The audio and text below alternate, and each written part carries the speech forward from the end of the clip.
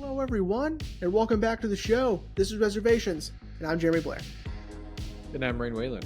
So have I ever talked to you, buddy, about that YouTuber I like, Anthony Fantano, the Yes. Needle Drop? Yeah. So I was on Instagram the other day, and I'm like scrolling through, and you know how like sometimes there'll be like those targeted ads, you know, and stuff like that.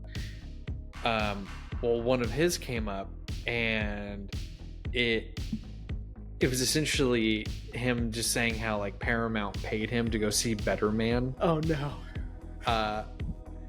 And he was like, you know, honestly, I really enjoyed the movie. You know, I don't have a lot of context for Robbie Williams. He was like, but you know, I really enjoyed the movie. I enjoyed the concept. I was like, huh.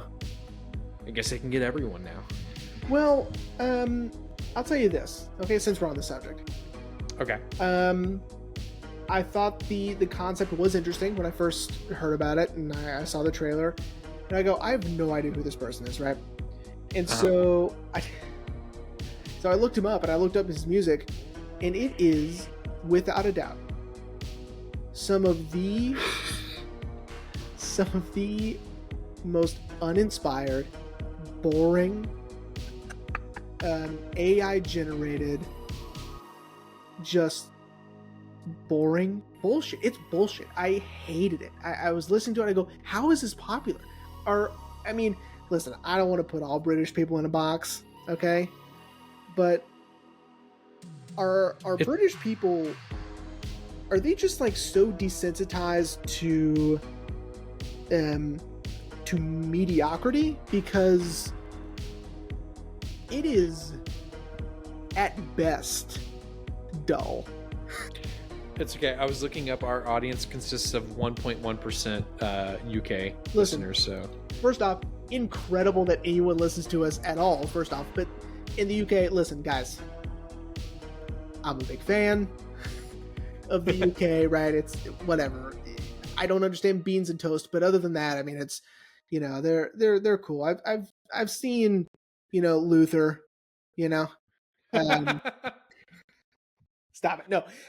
Haley and I, we are diehard Taskmaster fans. And so, like, if anything else, I mean, you know, those people brought us Taskmaster, so how can I hate them? Although I do not understand Robbie Williams. I don't get it. Well, and also on YouTube, we have a 2% viewer base from the United Kingdom. So, wow. Well, you know, it's funny. I also saw a podcast that came up in my Instagram reels, and someone, I guess one of the hosts is from the UK and the other host is American. And sorry, everyone, if you can see Otis behind me. He's trying to get comfortable. First time he's ever done that? Yeah. Anyway, and the American host is like, dude, do you want the pillow that's behind my back? Because you're not going to get it. The American host is like, dude, what the fuck is up with Robbie Williams? And the other guy's like, look, okay, he was in a boy band called Take That. Huge. He was like, and then he went off and did a solo career. And he's like, and all of us in the UK, we're like, no, he's not going to make it. And he's like, but then his music, awesome. And he says that, and he said one of like Robbie Williams' like bucket list items, I guess he's talked about this, was to make a movie, but essentially force it on American audiences that don't understand, just to piss them off. Well, here's the thing about that, is that comes with a level of hubris that I don't care for. And it also, it's also like, you know, I guess it did make me mad. So, I mean, he got his wish because, but then again, it's like, it's not high art that I'm not understanding. I don't like it, you know? He might be great. I don't know anything about him. So he might be super fun. Like, he might be like a Louis Capaldi type, you know, like super hilarious, super fun to be around. Like, you know, I just cannot stand the music I've heard. It's awful. To me. I've been meaning to, like, after you told me about all that, I was like, maybe I should check out his music now, just to see if it's as bad as you say it is. Um, I just haven't gotten around to it. I find it interesting though that like one of his albums is like considered his third when it was actually like his fourth album or something like that. I'm Okay. like, that's weird. Was one so Um, bad that they're like, we don't count it?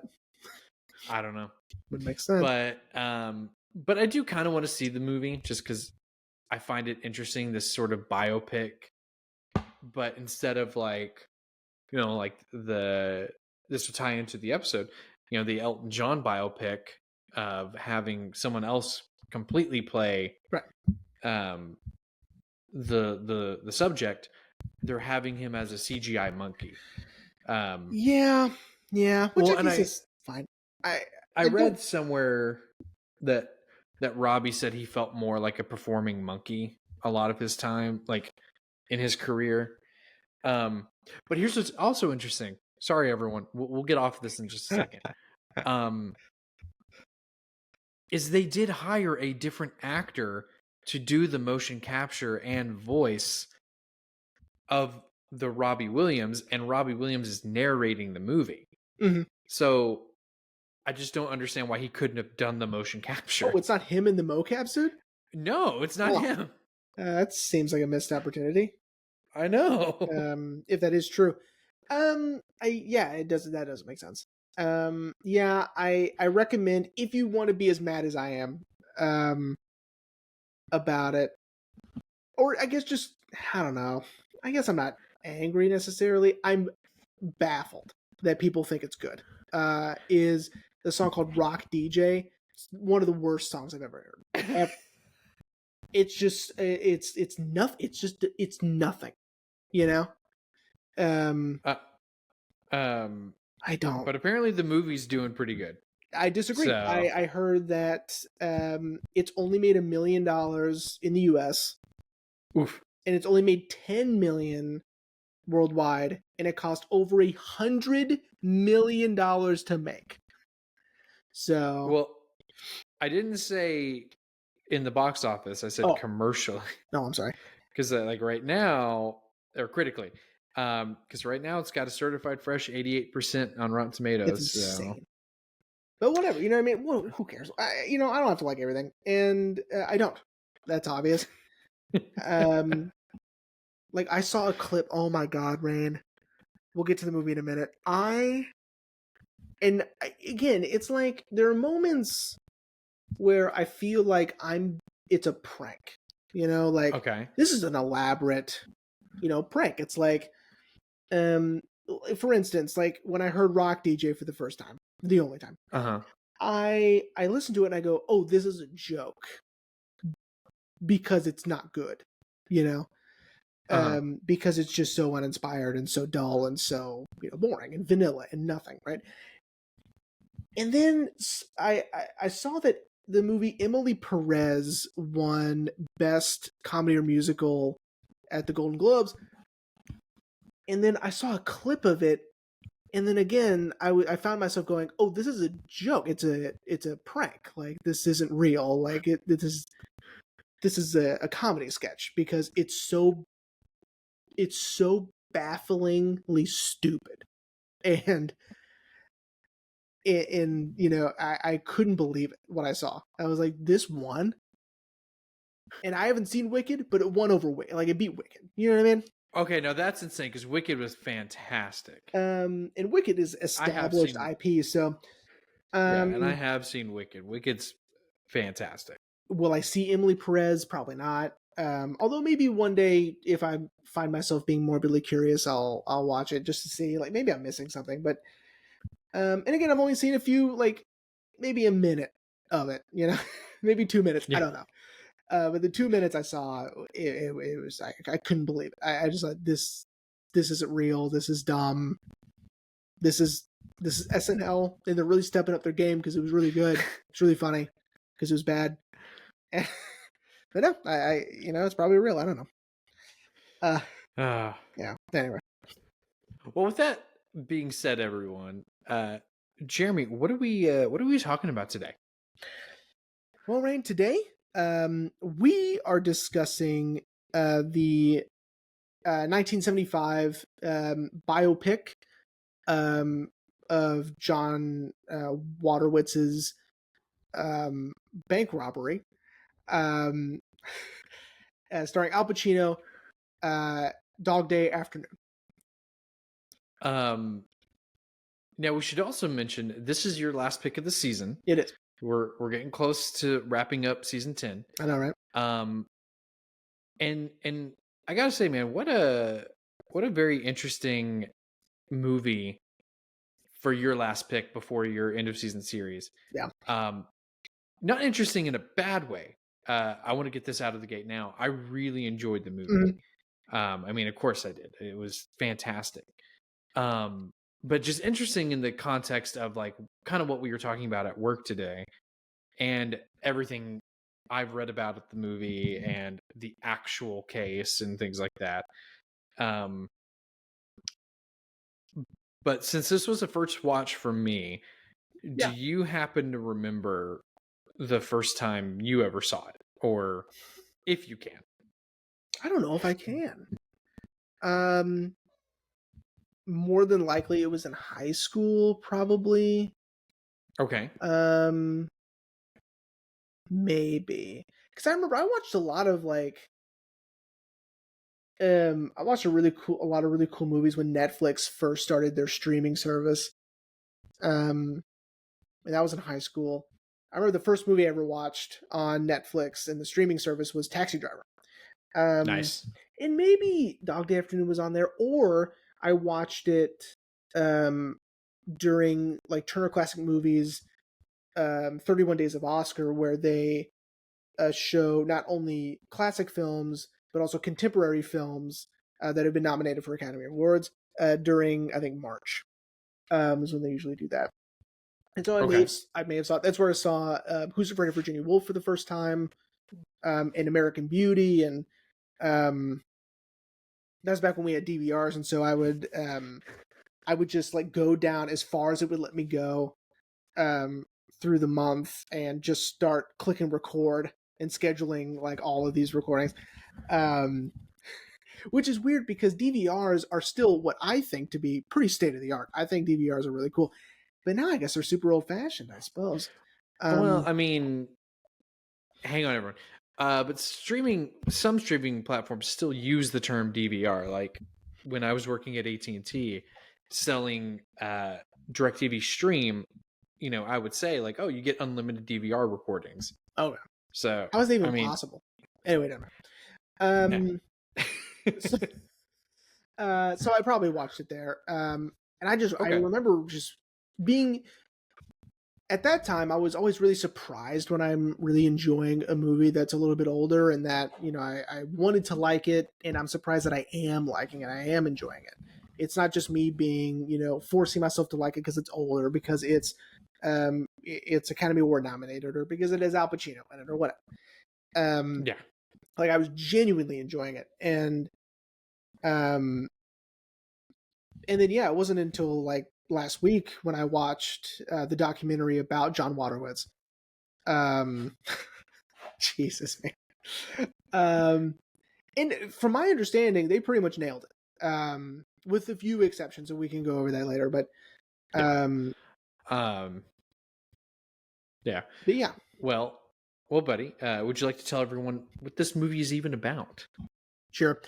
So Al Pacino plays Sonny.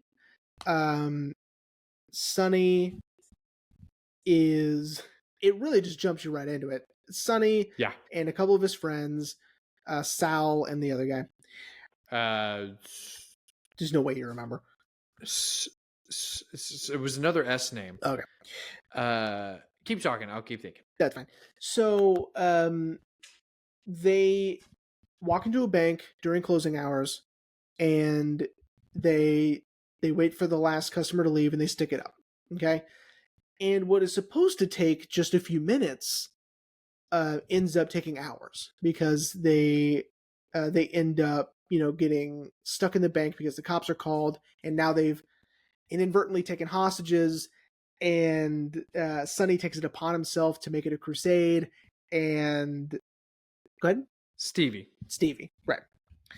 Um, and you get to find out a little bit more about Sonny. You get to, which makes the whole movie completely different once you find out more information about him, and um, you get to see, you know, how he's treating the bank staff, and how he's treating the cops, and um, how the community surrounding the bank react to the robbery and the hostage situation and the cops and just society as a whole. And Sonny is just living it up. I mean, he is performing for those cameras that are there, Yeah. because news outlets um, have gone to the bank, and it's become a spectacle.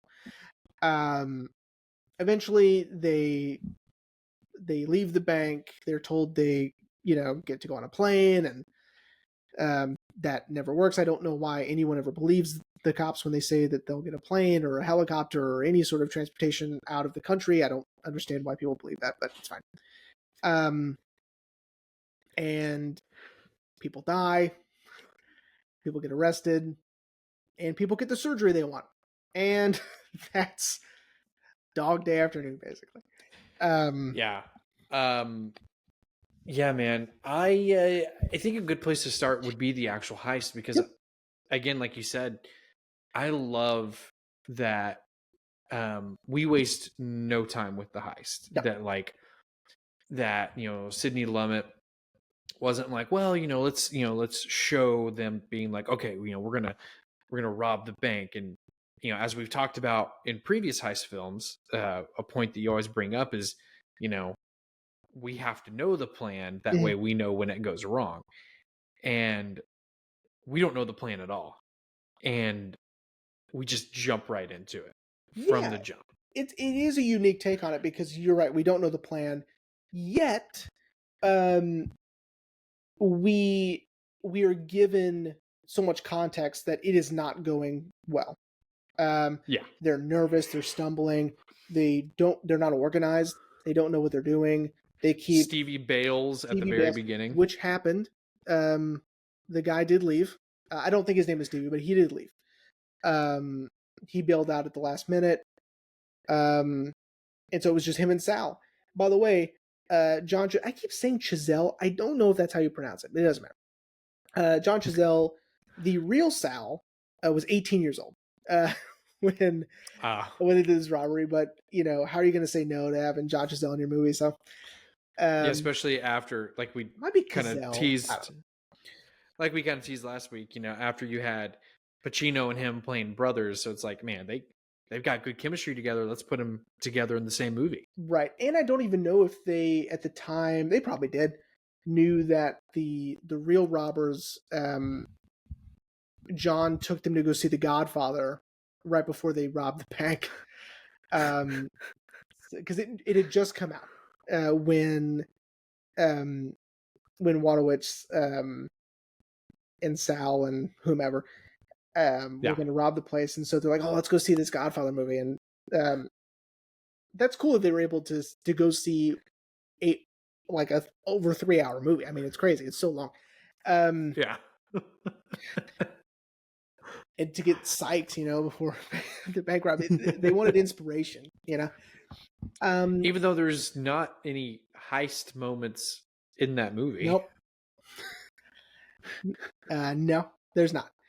Um, so one of the, I think one detail that they did not put in there that upon reflection makes perfect sense because it's so ridiculous is that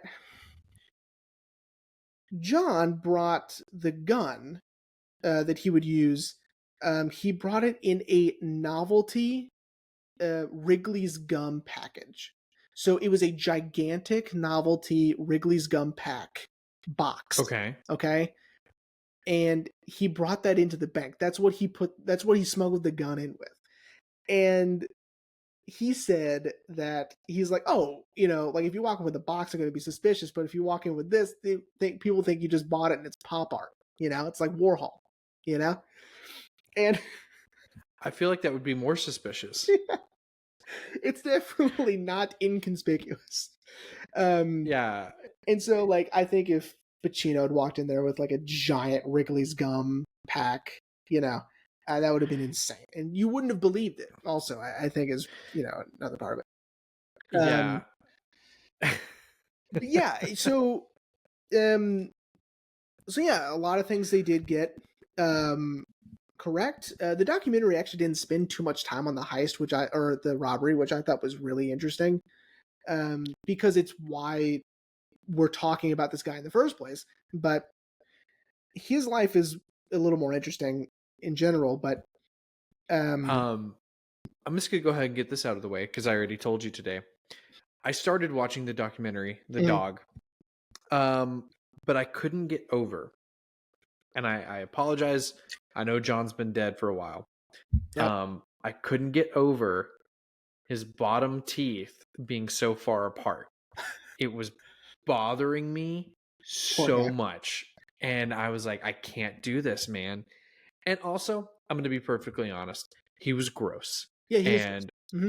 I was like, nope, turn it off. Switch to psych. Yeah, he's a wild guy, man. He is. I mean, the documentary opens with him saying that he is a self-proclaimed pervert, Yeah.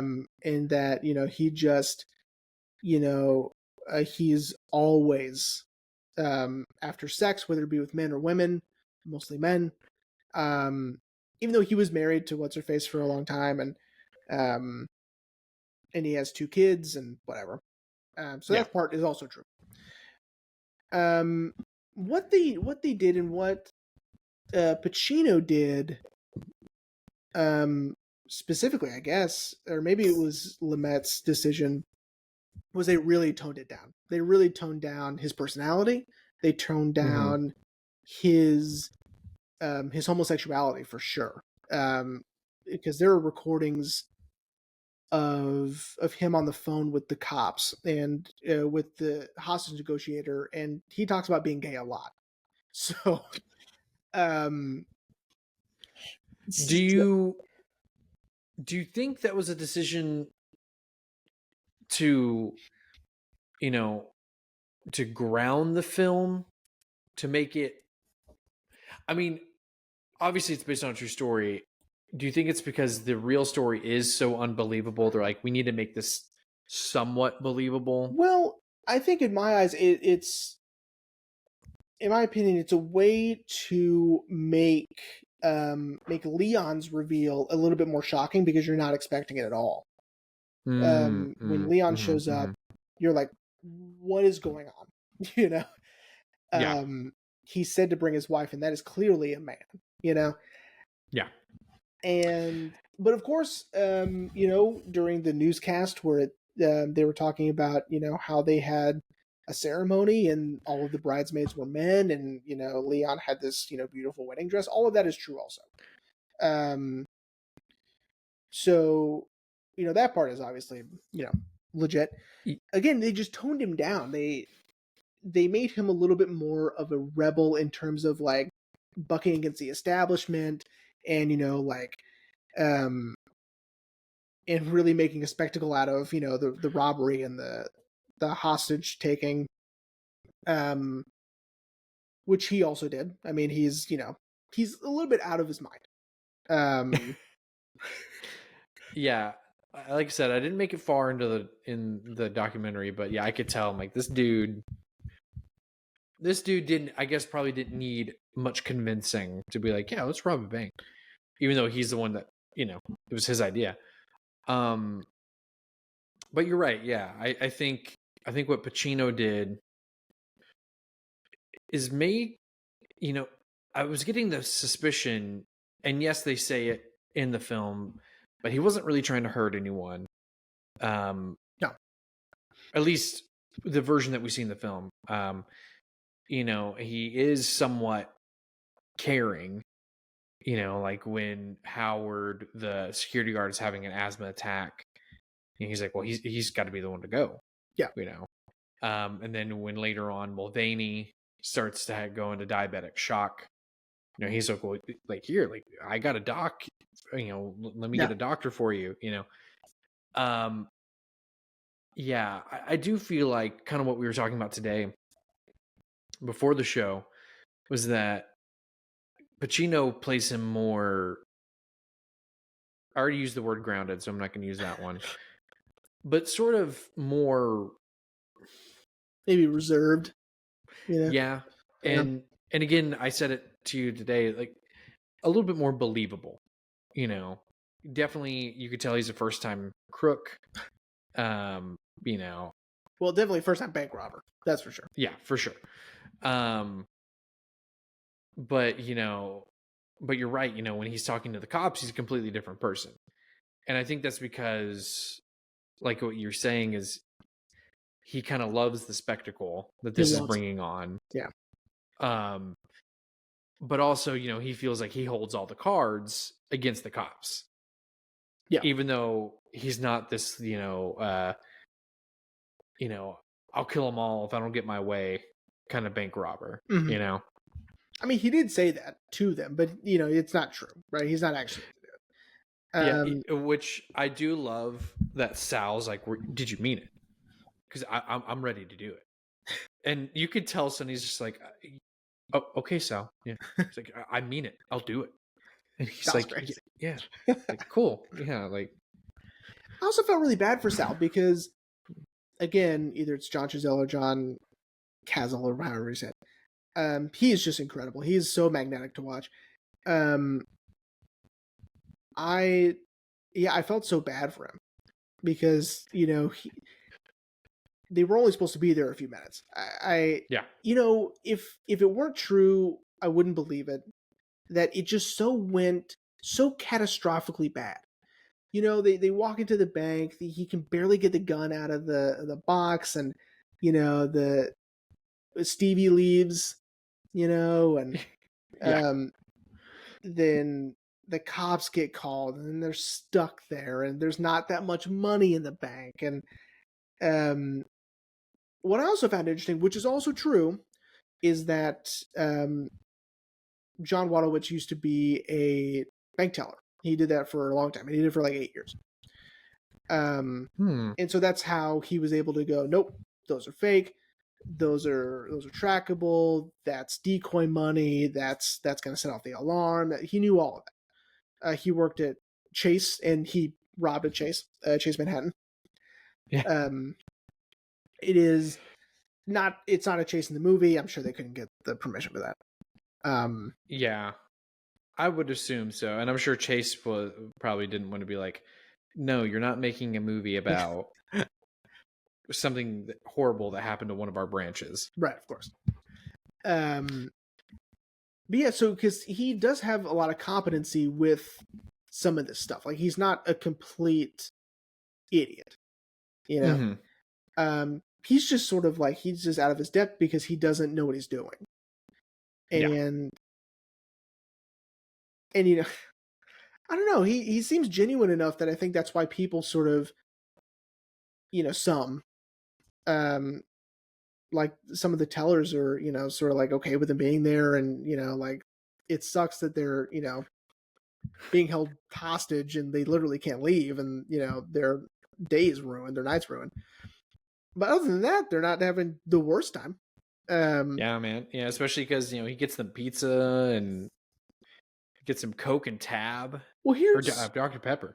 here's when I think the mood starts to shift a little, and Sonny is less of a villain and more of not necessarily a hero, but definitely a more positive figure.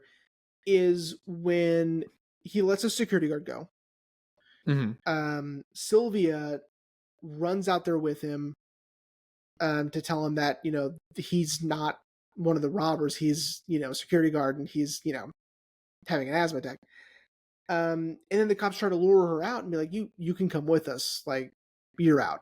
She goes, "No, Yeah. no, I'm okay." You know, and Yeah. she makes the excuse that she needs to be in there with her girls, right? With her other coworkers, and no, this is exciting. You know, Yeah.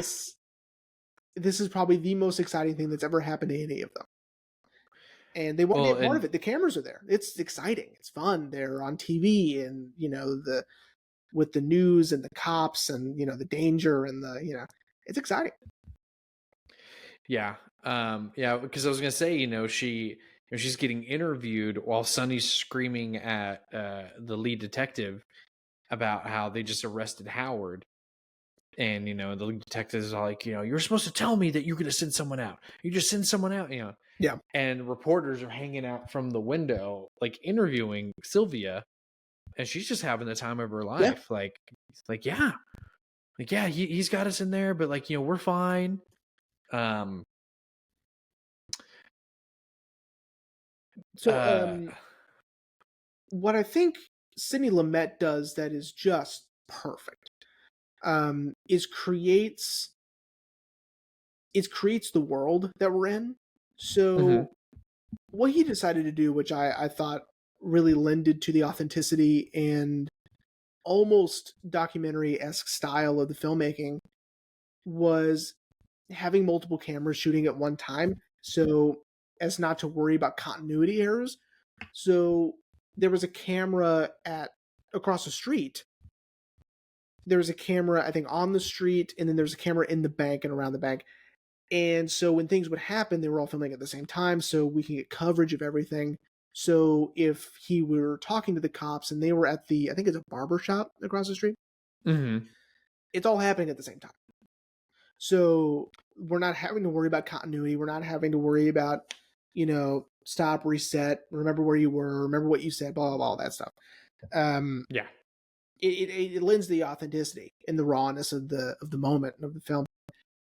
Um, of course, Sidney Lumet. I mean, he's incredible, and he's one of the best filmmakers to ever live. Um, yeah. 12 I Angry Men mean, is, of course, the gold standard, but um, I think he did Network, which is amazing. I think that's his. And even his last film, Before the Devil Knows You're Dead, is incredible, and it's definitely a future episode. Um, well, and he also did Failsafe, which that's right. is I know that you and I both have on That's right. Criterion. Um, but yeah, I loved. Now I don't have a lot of basis for Sydney, just because again, all I've seen of his is 12 Angry Men. I'm sure I've seen more once I maybe look at his list.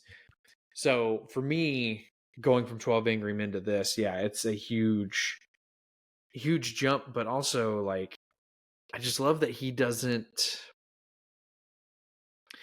hold up, with filming in the bank and filming this claustrophobic, you know, entrapment essentially, and then you know filming on the street and filming in the barbershop.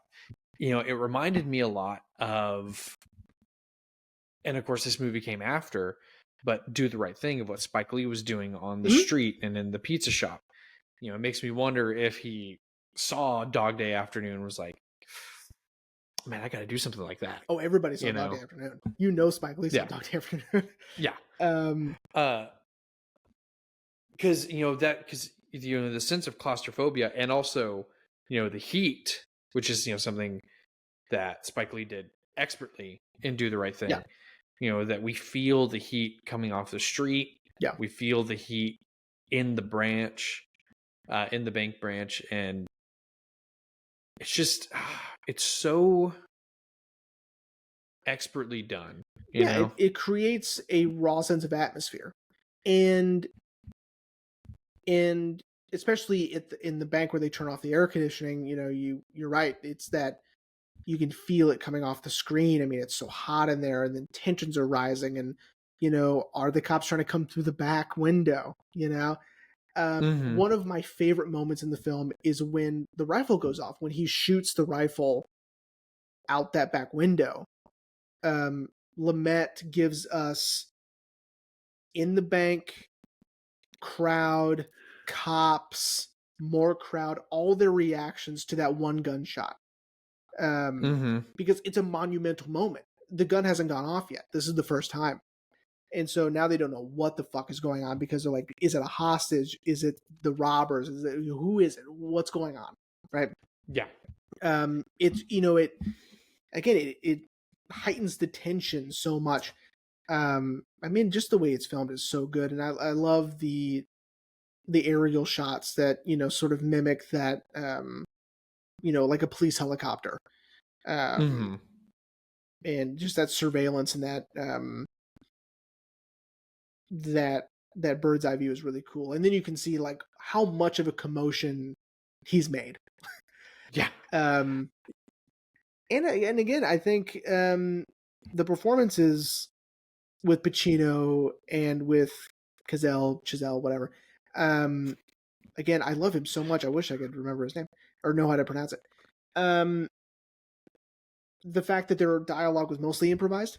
Pacino Really? is improvising a lot. He improvised the Attica stuff. That was not in the script, and now it's iconic. Now, when Yeah. people scream Attica, it's people don't know what it's originally referencing, but they're referencing Dog Day Afternoon.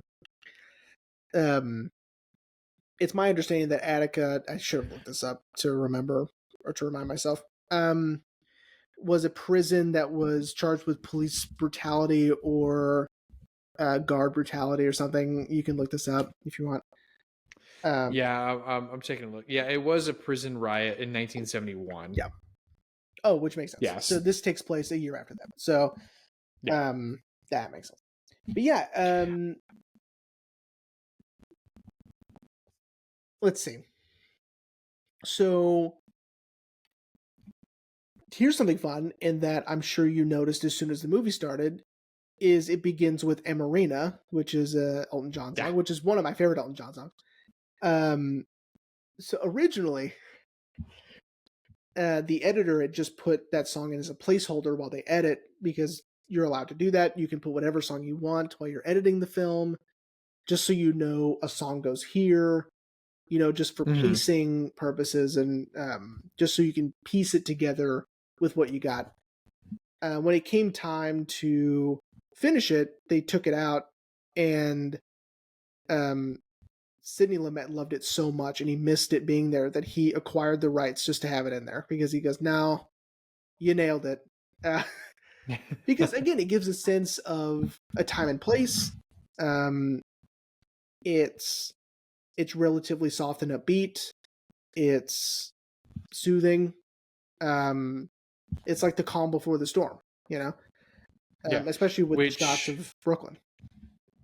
well, especially with, how diegetic it becomes Yes, when they switch off the radio and the music stops. And that's right. it's just, I know it's yeah. good. Yeah, Yeah, when you told me that we were gonna get to open with an Elton John song, I was yeah, like, "Oh, cool! Like, I wonder which one."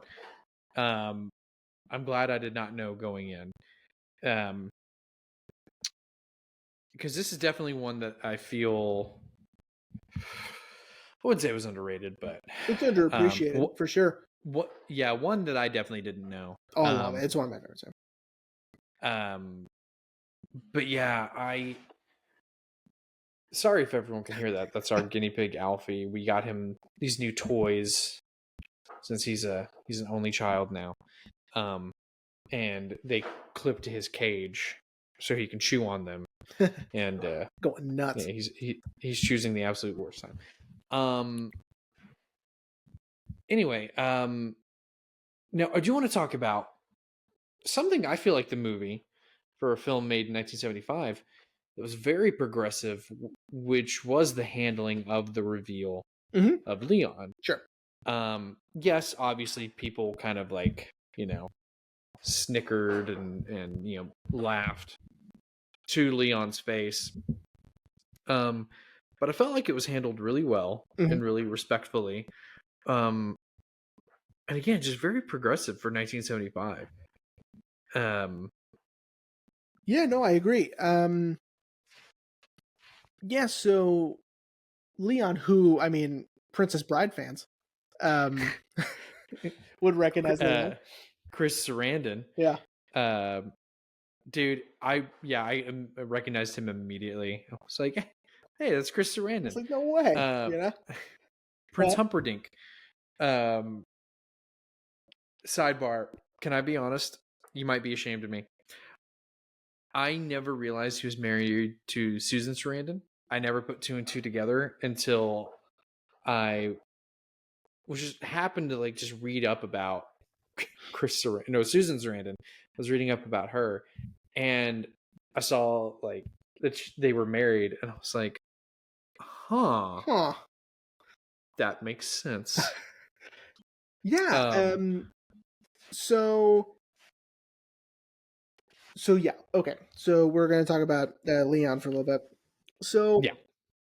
in real life, it's very complicated, their relationship. So um, John had just joined, like, became a part of like gay activism in the gay scene in Brooklyn, and he was very active in the gay activism and gay communities. He loved being gay. I mean, it's like he loves it. Yeah. And he was still technically married to his wife at the time. Yet when he met Ernest, who is Leon, Mhm. they fell in love, and um, Ernest wanted to make the sex change. Okay, Ernest Mhm. wanted to become a woman and do the reassignment surgery. And at first, John said, absolutely not, right? And his reasoning was insane. You almost don't want to say it because it's like, it just sounds so ridiculous. But he said that, and this is in the documentary, so I'm not, it's, he said that he didn't want Ernest to make the transition because at the time he was very attracted to men with large breasts but a small penis. Um, and it's like, dude, that's so specific, and not only is it so specific, but it's so weird. Um, Listen, man, I'm not here to kink shame, but I mean, he's a weird guy, you know. Yeah. And so he was very against it, and then eventually Ernest explained, why or whatever, why it was so important to him and all of that. And so then he then agreed that yes, I'll support you, whatever. And then he just completely went the other way and was like, "You are absolutely getting the surgery," and it was so weird. Like he's a weird guy, to where it became like an absolute necessity. Um, Yeah. Hence the bank robbery, which it is absolutely real and it's true that he did rob the bank to pay for Ernest reassignment surgery. That is correct. That is true. Um, and they were in fact, I guess, kind of married. Um, they got a priest to perform the ceremony. There was a wedding. He wore a suit. Ernest wore a dress. All of his bridesmaids were men, um, in drag, and yeah. So to be clear, Okay. when John robbed the bank, he got about $213,000. Okay, none of that paid for the surgery. Obviously, that was ill-gotten gains, uh, Yeah. and it was stolen money. He can't have it. He's in jail, right? Mhm. So he got the money from selling his life rights and selling the film rights. He got a bunch of money from that. I still to this day don't understand how the Son of Sam Law did not um, get in the way of that. I don't know if this is before. It must be, but I don't think it is. It doesn't matter. So he used some of that money. He gave Ernest the 2,500 to get the gender reassignment. She is Liz after this. Um, and after the robbery, really wanted little and nothing to do with John Wadowitz anymore. Um, Yeah. he, Makes sense. yeah, because John's insane. Um, he's just so bizarre. Poor guy. I hate talking so much shit about him, but he is a very strange guy because he has a very loud personality, um, and he's not the brightest guy, you know. Yeah. So when you live your life so out loud, and you're really not that bright, it's it just he's crazy, you know. Yeah. So I did read, and I was telling you about it today, that John did say, I guess he was able to see the film at some point, Oh yeah. um, said that they only got about 30% right, but Pacino and Chris Sarandon's performances, Sarandon, I don't know why I always have a problem saying his last name, Chris Sarandon, um, their performances were spot on Mhm. of John and at the time Eden. Um, Yeah. and which I find interesting that he said that pretty much 70% of the movie was made up, but their relationship and how Pacino and Chris portrayed them was spot on. Yeah. Which I'm like, okay, so then it wasn't 30% correct. It was probably more like 60% Well, correct. I think what John means by that is they really, again, they toned down his personality quite a bit. And, there are little things like Pacino uses a white handkerchief to leave the bank to talk to people. Mm-hmm. John didn't do that. He just walked out, who cares? He thought it as a sign of like cowardice. And, he is a Vietnam veteran after all. Yeah. That part is also true. Um, Again, I think a lot of it really is true. And again, like they don't know what they talked about in the bank, and it's all improvised anyway. So I mean, of course, that's not going to be true. It's not going to be completely accurate. Um, and you know, and a lot of the bank tellers were angry with him. I mean, it's scary to be a Yeah. hostage, and um, there's a moment in the documentary where um, John, frequents the bank very often once he gets out of prison. Um, Even having a T-shirt made that says "I robbed this bank," and he just hangs out in front of the bank.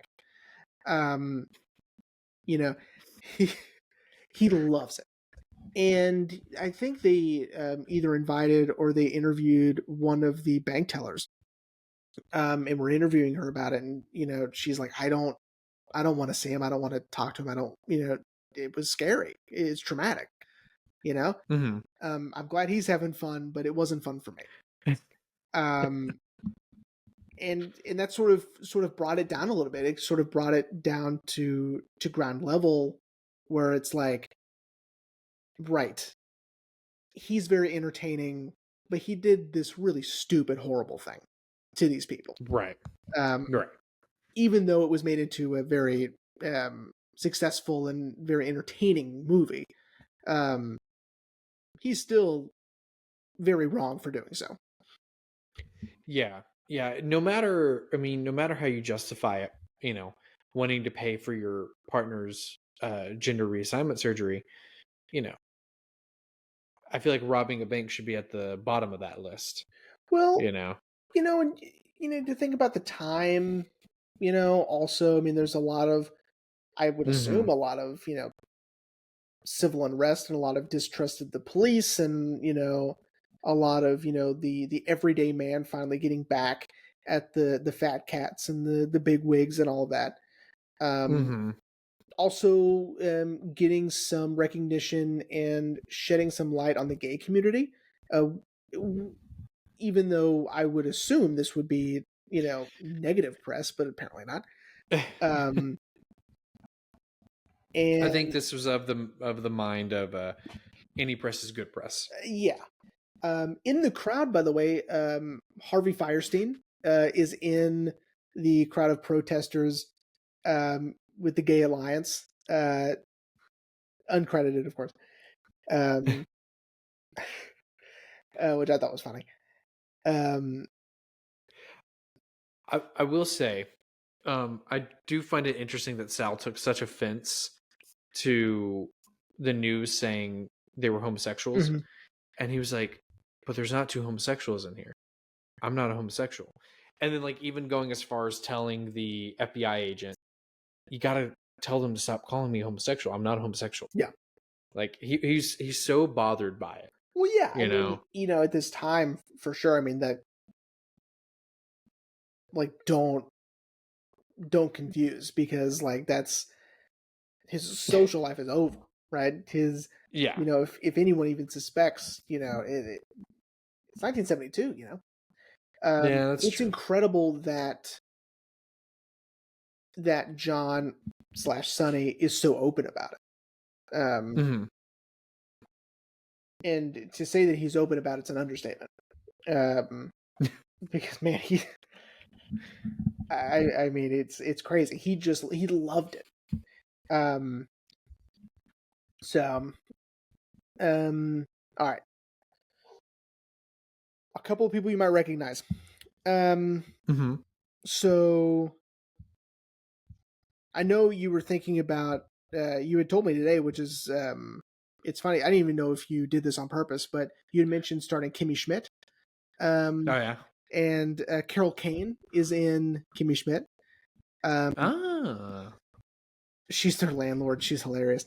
Um, and so I didn't recognize her at first, and I'm just looking at her picture on IMDb right now, and I go, of course, that's why she looks so familiar.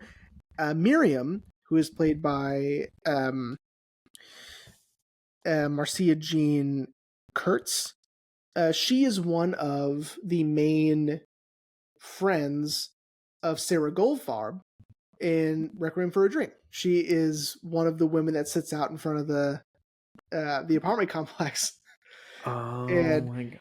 she's the one with sort of the very curly, tight hair that just loves being on TV. Like, she can't believe she's on TV. She's having the best time of her life.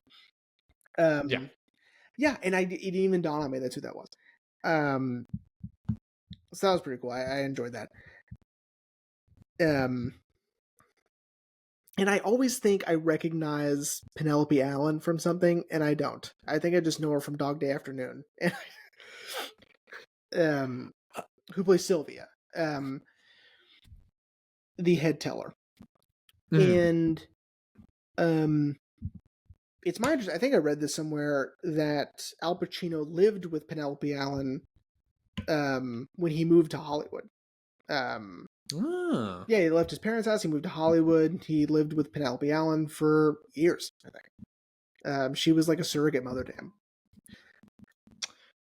Um, I who was it? I might need to look it up. But one of the FBI agents I recognized too. The spoiler alert, everyone. The one that kills Sal. Oh, okay. I was like, I know that face. Um, but I couldn't place him. Good luck. I'm not even going to Uh, try to find that. I don't even know who that was. I don't remember. hang on. Let me see. Hang on, everyone, calm down. It's okay. Well, I mean, Because we can. That'll get us. oh, it was Lance Henriksen, Henriksen, um, Bishop from Alien. Oh, Zzz. yep, yep. That's right. Um, yeah, who Son of a bitch. I can shoot Sal directly in the head. So also happened. Sal did die. He was shot during the overtaking of the robbers. Mhm. And yeah, I mean, that was a huge bummer. I was like, oh man, come on! Like, he was so close. He was almost out of there. Now, I have a question. Sure. So since Sal really did die Mhm. in real life, Yeah. um, did they kill Sal and leave John alive and just arrest John because Sal was the more jumpy, like how the film depicts that that he I don't is know. sort of willing to kill, so they're like, yeah, we got to take this guy off the board, or was it just something?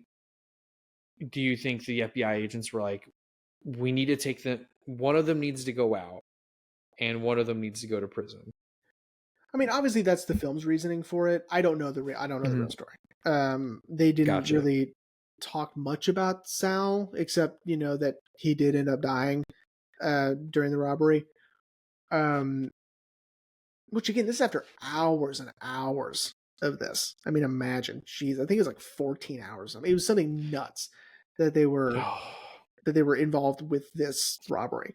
Um, but yeah, I always felt really bad. Again, I feel really bad for Sal because, yeah, he is a little hot headed in the movie, but I always felt like this was all John's idea or Sonny's idea.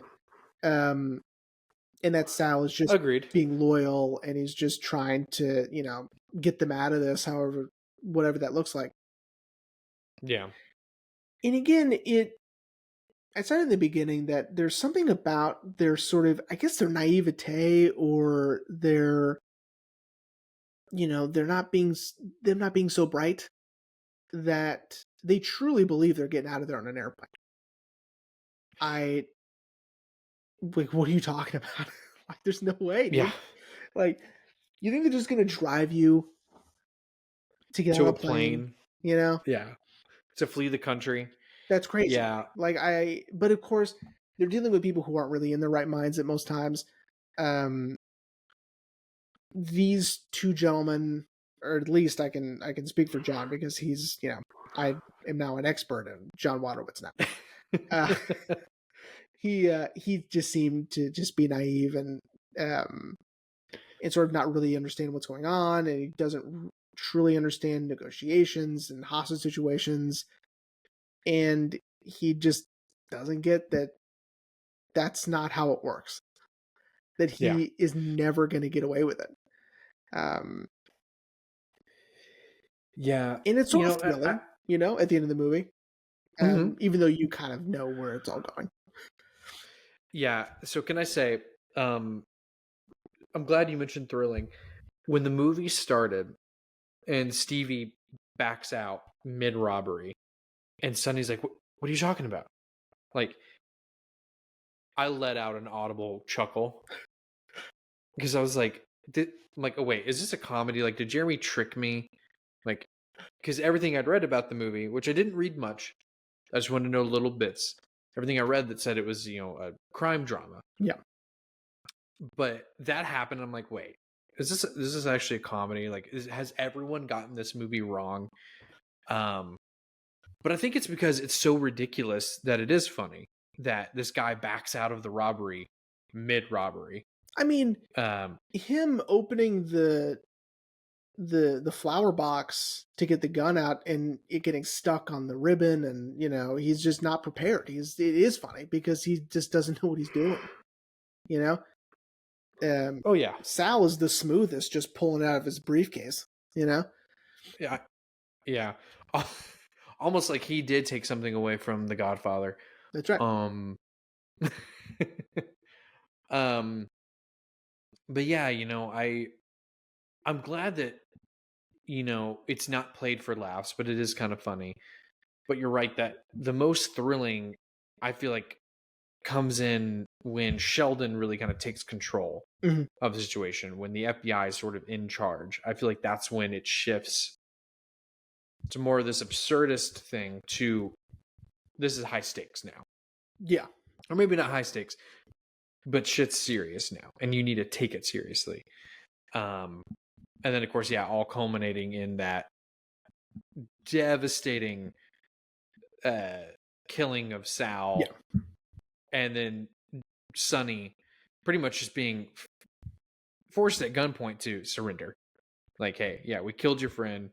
You're not getting out of this. You're going to prison. So, okay,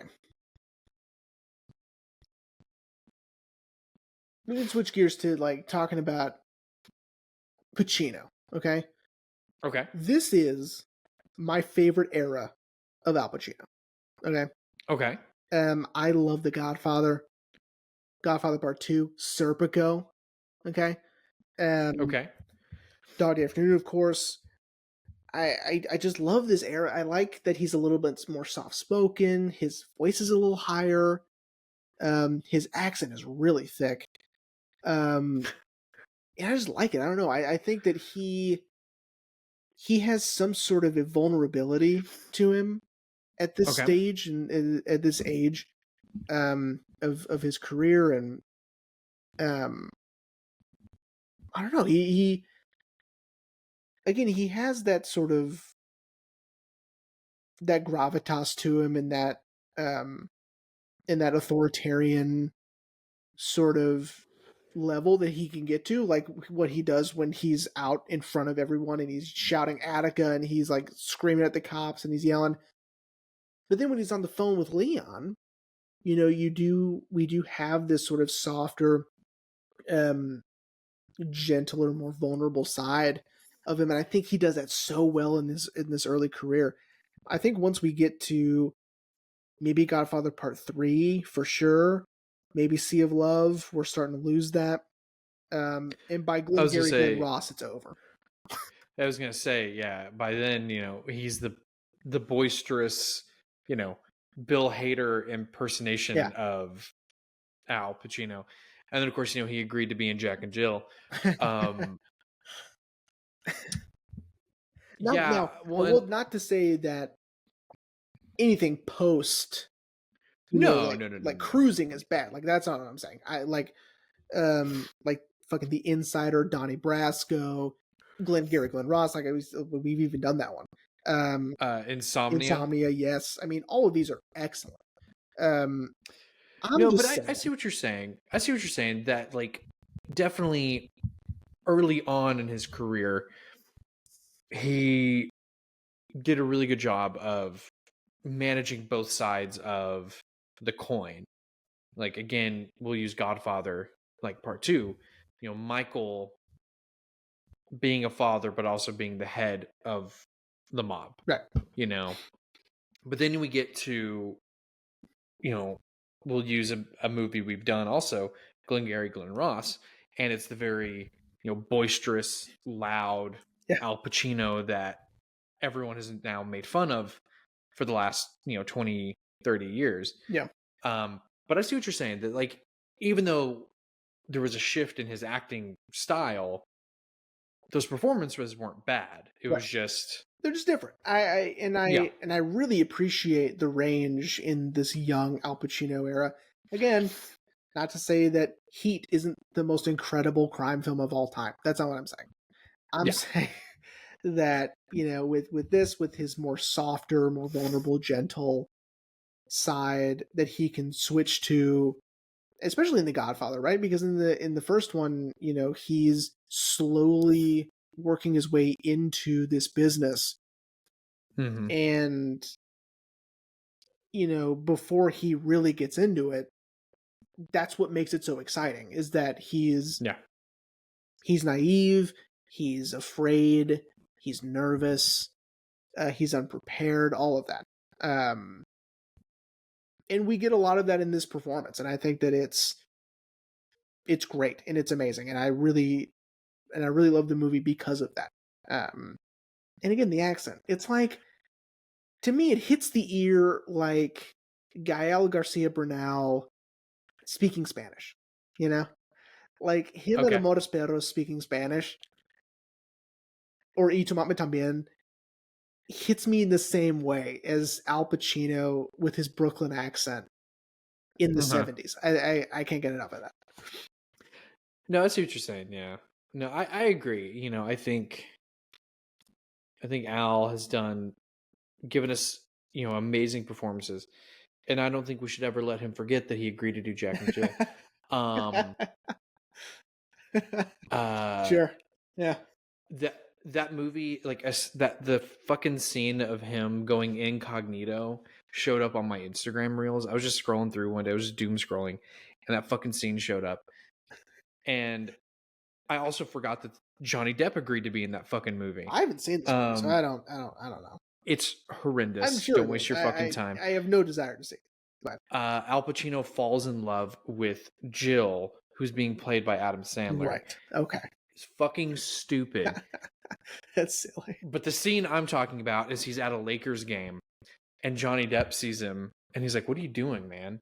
And he's like got like a fake beard on, and he's got his hat pulled down low, and he's like, "Oh, I can't let anyone recognize me. I'm doing research." And then like on the fucking jumbotron, it says, Academy Award winner Al Pacino. Like they immediately know it. It's so Oh, he's playing dumb. Al Pacino, like he's playing He's himself. He's playing himself. Did Yeah. not know that. That's insane. Because like Adam Sandler's character is like a fucking movie producer guy. I honestly don't know what his character does. Interesting. I've only again seen that movie once. But yeah. Okay. Interesting. Yeah. Yeah. Anyway. Anyway. No, I agree with what you've been saying about Al's performance and his, it just, like I said last week, something about young Al Pacino,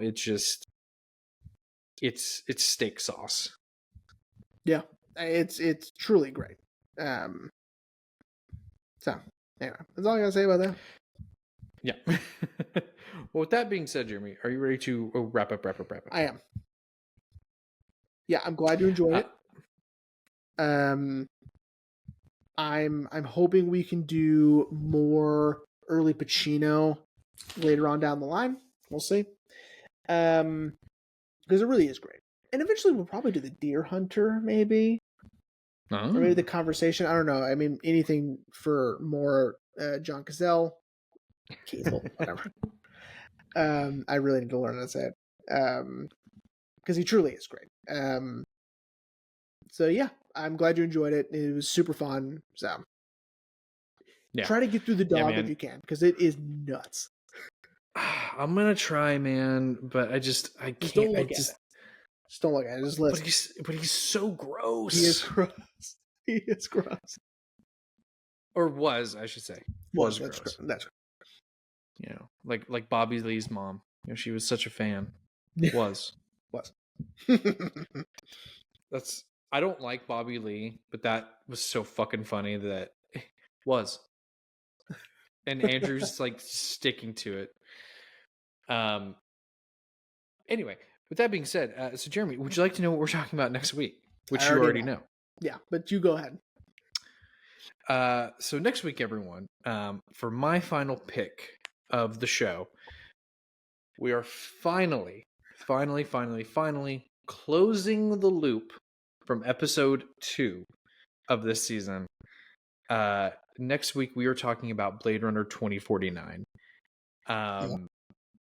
It should not have taken this long to do 2049, but honestly, we had so many great movies that I was just like, man, I want to talk about this one now.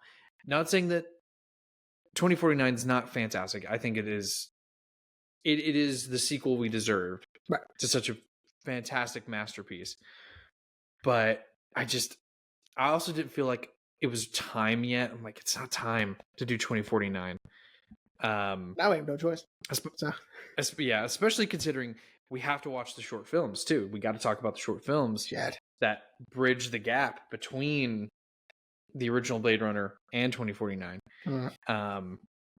I kind of got into a little bit of debate with an old coworker of mine when I first saw both movies. Now I want this to be known on camera and on mic that when I first saw Blade Runner, I did not enjoy it. Subsequent watches have made me enjoy it more.